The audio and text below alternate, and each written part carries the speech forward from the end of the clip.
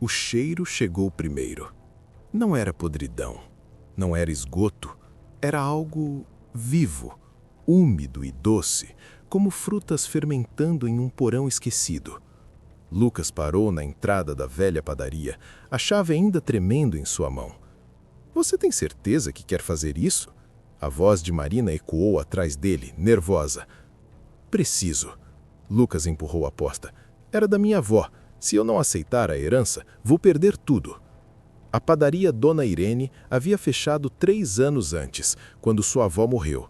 Ninguém tinha entrado desde então. A prefeitura estava prestes a demolir o prédio, mas o testamento finalmente saiu. Lucas tinha 30 dias para decidir se ficava com o imóvel ou renunciava à herança. 30 dias. Ele só precisava limpar o lugar, avaliar o estado e decidir.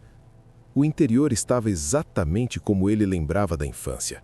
Balcões de madeira escura, prateleiras vazias cobertas de poeira, o forno industrial no fundo, uma boca negra e fria. Mas havia algo errado na disposição das coisas. As cadeiras estavam todas viradas para a parede dos fundos. "Isso é estranho", Marina murmurou acendendo a lanterna do celular. "Deve ter sido a equipe de limpeza, ou os saqueadores." Lucas tentou soar confiante, mas sua voz falhou. Ele caminhou até o balcão. Uma fina camada de poeira cobria tudo, exceto uma área circular no centro do balcão de preparação, como se algo tivesse sido colocado ali recentemente. Algo redondo, grande. Marina tocou a superfície limpa com a ponta do dedo. "Lucas, olha isso." Havia marcas, impressões digitais, mas não eram humanas. Os dedos eram longos demais, finos demais, com articulações extras que se dobravam em ângulos impossíveis. Dezenas delas, sobrepostas, pressionando o balcão como se algo tivesse tentado escalar por ali. "Vamos embora."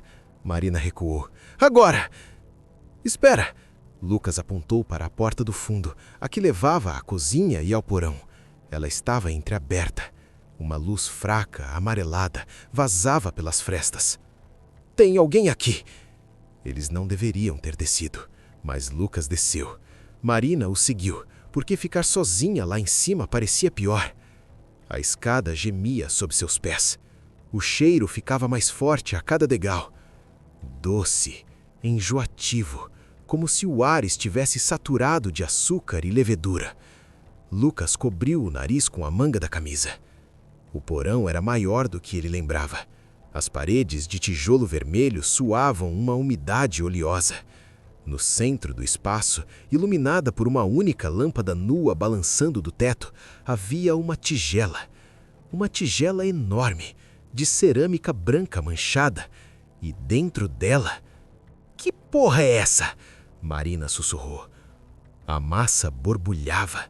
Não deveria. Massa de pão não faz isso. Não cresce com bolhas que estouram e liberam pequenos suspiros como respirações minúsculas. Não pulsa como se tivesse coração. Lucas se aproximou, hipnotizado. A superfície da massa era pálida, quase translúcida em alguns pontos, e sob aquela pele elástica, coisas se moviam. Formas longas deslizavam de um lado para outro, empurrando a massa de dentro, criando protuberâncias que surgiam e sumiam. "Ela está viva!" "Impossível!" Lucas estendeu a mão. "Não!" Marina gritou. Mas era tarde demais. Seus dedos tocaram a superfície da massa, e ela era quente, febril. E quando Lucas tentou puxar a mão de volta, a massa o segurou. Não com força, não de imediato. Primeiro foi apenas aderência, como cola fresca. Mas então, os dedos de Lucas começaram a afundar. A massa engolia sua mão, centímetro por centímetro, e ele podia sentir algo se movendo lá dentro. Algo que explorava seus dedos, deslizando entre eles, apertando, provando. "Lucas!" Marina o puxou pelos ombros. Eles caíram para trás e a mão de Lucas saiu com um som de sucção obsceno. Fios de massa grudavam em seus dedos, esticando e finalmente se rompendo. Lucas ofegava, olhando para a própria mão. A pele estava intacta, mas ele podia sentir algo errado sob a superfície, como se pequenos vermes estivessem nadando através de suas veias. Vamos, vamos! Marina o arrastou para a escada. Eles subiram correndo, tropeçando e saíram da padaria para a rua vazia. A porta bateu atrás deles com um som final. Lucas dobrou-se, vomitando na sarjeta. Quando terminou, limpou a boca e olhou para Marina. Você sentiu aquilo? Sentir o quê? Ela estava me estudando, aprendendo. Marina balançou a cabeça, lágrimas escorrendo pelo rosto. Precisamos chamar alguém. A polícia? Os bombeiros? Eu não sei, mas... E dizer o quê? Que tem uma massa viva no porão? Vão nos internar, Marina. Ela sabia que ele estava certo. Então, o que fazemos? Lucas olhou para a própria mão. Sob a luz do poste, ele podia ver algo se movendo sob a pele do polegar. Pequenas ondulações, como se algo estivesse nadando logo abaixo da superfície. Vamos para casa. Amanhã eu volto com gasolina e incendeio essa merda. Mas Lucas não incendiou nada no dia seguinte, porque quando acordou, sua mão estava diferente. Os dedos tinham crescido, só um pouco, meio centímetro talvez, mas eram mais longos, mais finos, e tinham uma articulação extra no meio, como as impressões digitais no balcão da padaria. Lucas gritou e caiu da cama. Marina acordou ao seu lado, sonolenta. O que foi? Ele mostrou a mão. Ela olhou, confusa. O que tem a sua mão? Você não está vendo? Os dedos! Eles estão diferentes! Marina segurou a mão dele, examinando. Lucas, seus dedos estão normais. Você está entrando em pânico. Talvez tenha tido uma reação alérgica à massa, só isso. Mas ele sabia o que via. Sabia o que sentia. Algo estava crescendo dentro dele. Durante os 3 dias seguintes, Lucas evitou a padaria. Tentou convencer a si mesmo de que estava imaginando coisas. Mas seu corpo continuava mudando. No segundo dia, ele perdeu uma unha. Simplesmente se soltou enquanto ele tomava banho, caindo no ralo. Sob ela, a pele era lisa e branca, sem marca de sangue. No terceiro dia, ele percebeu que podia sentir coisas que não deveria. Quando Marina falava, ele não apenas ouvia. Ele sentia as vibrações das cordas vocais dela no ar. Podia medir a frequência, conhecer a emoção exata por trás de cada palavra. Era como se seu corpo estivesse se tornando um instrumento de percepção mais refinado, mais eficiente, mais completo. Na quarta noite, Lucas não conseguiu mais resistir. Saiu da cama às 3 da manhã, vestiu-se em silêncio e caminhou pelas ruas vazias até a padaria. A porta estava destrancada. Ele sabia que estaria. O cheiro o recebeu como um abraço, doce e familiar, caseiro. Ele desceu as escadas sem hesitar desta vez. A massa tinha crescido. A tigela não era mais suficiente. A massa transbordava pelas bordas, espalhando-se pelo chão do porão como uma poça viscosa e viva. Mas não era apenas maior, era diferente. Havia formas emergindo dela, protuberâncias que pareciam quase anatômicas. Ele podia ver o contorno de uma mão empurrando de dentro, dedos longos pressionando a superfície elástica. E então, uma segunda mão, e uma terceira. E no centro da massa, algo que parecia um olho. Não tinha pupila, não tinha íris. Era apenas uma esfera translúcida, cheia de um líquido amarelado, e ela girava lentamente, focando em Lucas. Você voltou. A voz não veio de lugar nenhum. Estava simplesmente ali, vibrando no ar úmido do porão. Lucas não conseguia se mover. Não conseguia falar. Você está quase pronto. A voz continuou. Era suave, gentil, como sua avó costumava ser. Mais alguns dias e você vai entender. Vai se juntar a nós. Vai ser completo. O que você é? A massa ondulou e mais formas surgiram. Um rosto pressionando de dentro, boca aberta em um grito silencioso, depois outro e outro, dezenas deles, empurrando contra a superfície tentando emergir. Somos um, somos muitos, somos a receita final. Sua avó entendeu, por isso ela nos alimentou, nos criou, e quando chegou sua hora, ela se juntou a nós. Agora você vai fazer o mesmo. Lucas olhou para as próprias mãos. Os dedos tinham crescido mais, as articulações extras agora eram óbvias, impossíveis de ignorar, e ele podia sentir algo mais sob sua pele, movendo-se, reorganizando, preparando. Não, ele recuou. Eu não vou. A massa explodiu. Não para cima, para fora, em todas as direções ao mesmo tempo. Tentáculos de massa branca e viva dispararam através do porão, agarrando tudo, as paredes, o teto, as escadas. Lucas. Eles o envolveram antes que pudesse dar 2 passos, quentes e úmidos, apertando, mas não esmagando. Gentis, carinhosos, como abraços. Ele foi puxado de volta, para o centro, para a massa principal. E enquanto era arrastado, podia ouvir vozes, centenas delas, sussurrando, cantando, todas dizendo a mesma coisa. Junte-se a nós, seja completo, seja perfeito. Lucas foi submerso. A massa o cobriu completamente. Entrou por sua boca, seu nariz, seus ouvidos, mas ele não sufocou. Conseguia respirar. Ou talvez não precisasse mais respirar. Era difícil dizer. E então, começou.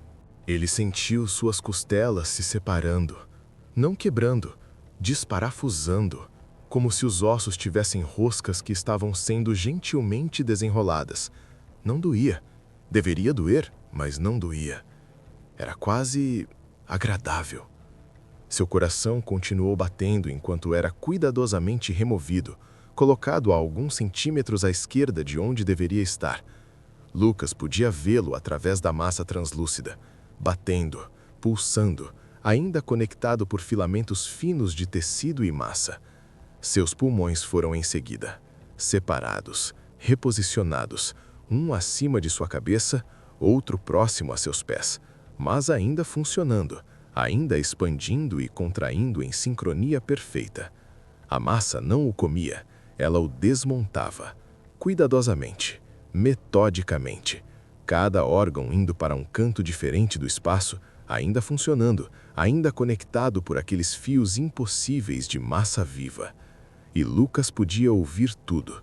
Seu coração batendo à esquerda, seus pulmões respirando em estéreo, seu fígado processando, seus rins filtrando, cada órgão cantando sua própria música pequena, e juntos criando uma sinfonia. Sua própria sinfonia de morte. Mas não era morte, não exatamente, era transformação. Porque enquanto era desmontado, Lucas entendia, finalmente entendia. A massa não era um parasita, era um organismo coletivo. Cada pessoa que tocava, cada vida que absorvia, tornava-se parte do todo, e o todo tornava-se mais completo. Sua avó estava lá, ele podia senti-la, sua presença amorosa tecida através da massa, e dezenas de outros, padeiros que trabalharam na padaria ao longo das décadas, clientes que provaram o pão especial, todos eles aqui, todos um. Não lutem, a voz coletiva sussurrou. Aceitem. E Lucas tentou lutar, tentou gritar, mas sua garganta estava a 3 metros de distância. E mesmo assim conseguia ouvi-la tentando formar palavras, sons estranhos e distorcidos ecoando através do espaço impossível. Sua visão começou a se fragmentar, porque seus olhos estavam sendo movidos, reposicionados. Um indo para a parede esquerda, outro para o teto, e ele podia ver de ambos ao mesmo tempo, 2 perspectivas diferentes do mesmo horror. De si mesmo, espalhado, desmontado, mas ainda vivo, ainda consciente. Cada parte dele estava em um lugar diferente, mas todas as partes ainda eram ele. Ele era o porão inteiro agora. Podia sentir cada centímetro das paredes frias, cada rachadura no chão, cada gota de umidade escorrendo pelo tijolo. Era horrível. Era lindo. Era... A porta do porão se abriu com um estrondo. Lucas! Marina. Ela tinha vindo procurá-lo. Lucas tentou avisá-la, tentou gritar para ela fugir, mas não tinha boca, não mais. Ela estava flutuando em algum lugar próximo a seus rins, tentando formar palavras, mas apenas borbulhando saliva e massa. Marina desceu as escadas, lanterna na mão, e congelou. O porão inteiro pulsava. As paredes estavam cobertas de massa e presas nela, espalhadas como decorações macabras em uma galeria de arte profana, estavam as partes de Lucas. Seu coração batia contra a parede leste, seus pulmões expandiam e contraíam pendurados do teto. Seus olhos a encaravam de cantos diferentes do cômodo, ainda vivos, ainda conscientes, lágrimas de massa escorrendo deles. E no centro de tudo, onde deveria estar seu corpo principal, havia apenas mais massa, borbulhando, crescendo, formando algo novo. Lucas, Marina sussurrou, você está aí? E ele estava. Todos os pedaços dele. Cada órgão cantando em harmonia aterrorizante. Ele podia ouvir seu próprio fim, seu próprio renascimento, em estéreo perfeito. A massa se moveu, gentilmente, amorosamente, em direção a Marina. Corra! Lucas tentou dizer, mas o que saiu foi um coro dissonante de sons orgânicos, batimentos cardíacos, respirações, gorgolejos intestinais, todos dizendo a mesma palavra em uma língua que não era humana. Junte-se. Marina gritou e correu para as escadas, mas tentáculos de massa já estavam lá, bloqueando a saída. Ela se virou, procurando outra saída, mas o porão estava se fechando. As paredes pulsavam, aproximando-se, e Lucas observava, de múltiplos ângulos, com múltiplos olhos. Sentia o terror dela através das vibrações no ar. Sabia exatamente o que estava por vir, porque ele tinha sido o primeiro. Mas não seria o último. A massa precisava crescer, precisava de mais partes, mais vozes para o coro. E Marina seria perfeita. Sinto muito, Lucas pensou. E desta vez, todos os seus órgãos responderam em uníssono, criando uma vibração profunda que fez o porão inteiro tremer.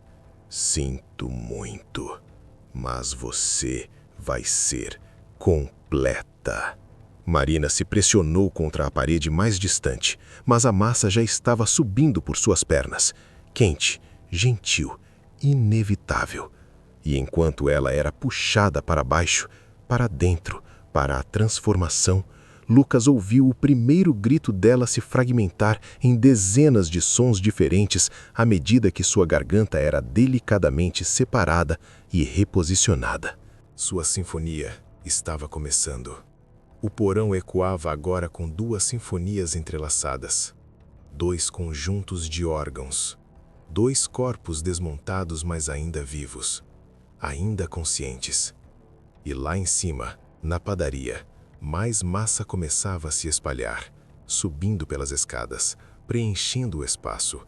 Em breve alcançaria a rua. Em breve alcançaria a cidade. E todos se juntariam ao coro. Todos seriam desmontados. Todos seriam completos. Todos ouviriam seu próprio fim, em estéreo perfeito, para sempre. 3 semanas depois, a cidade de Santos Velhos foi colocada em quarentena. Ninguém entrava, ninguém saía. As autoridades não explicaram por quê. Apenas estabeleceram um perímetro de 5 quilômetros e ordenaram evacuação imediata. Mas aqueles que desobedeceram, que tentaram voltar para suas casas, relataram a mesma coisa antes de serem detidos e levados para instalações médicas isoladas. O cheiro, doce, enjoativo, de pão fresco assando. E os sons, vindos de todos os lugares, de dentro das casas, das paredes, do próprio chão. Batimentos cardíacos, respirações, sons orgânicos úmidos, todos em harmonia, todos cantando a mesma canção, a canção da massa. E se você escutar com atenção suficiente, dizem eles, ainda pode ouvir vozes individuais naquele coro, chamando, convidando, pedindo para você se juntar. para se tornar completo. Só precisava tocar. Só por um segundo. E você entenderia. Você finalmente entenderia tudo.